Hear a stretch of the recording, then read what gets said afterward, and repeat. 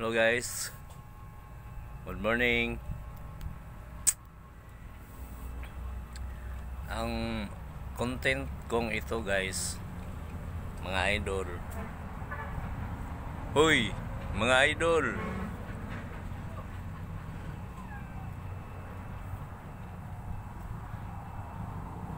Good afternoon sa inyo.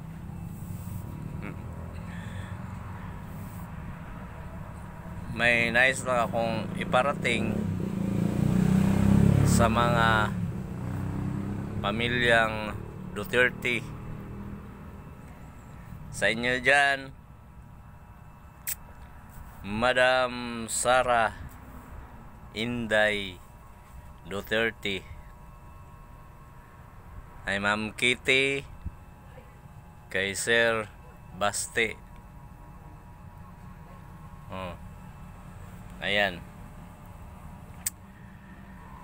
Alam nyo guys, hindi na mapigilan yan. Sa year 2028, si Madam Inday Sara ang ating magiging presidente.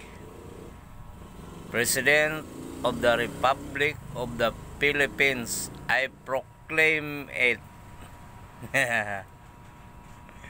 Hello, Madam Inday Sara. Ang message na ito ay para sa iyo po. Huwag ka mabahala. Nandito kami, supporters mo. At saka sa kay Tatay Digong, sana makarating din ito. Mabuhay ka, tay. Magpagaling ka. Kaya mo yan. Kaya mo. Salamat din ako sa iyo. Kundi dahil sa mukha mong yan, nasa likod ko, sa ginawa ko, ipipinta ko,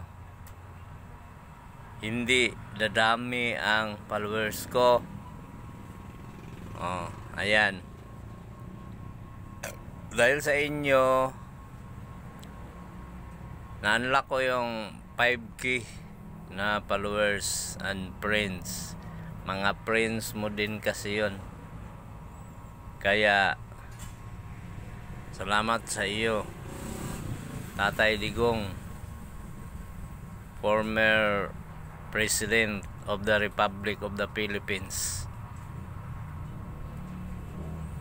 At sa iyo din, Madam Inday Sara, good luck sa 2028. Ikaw na talaga yung magiging presidente. The new President of the Republic of the Philippines. I proclaim you.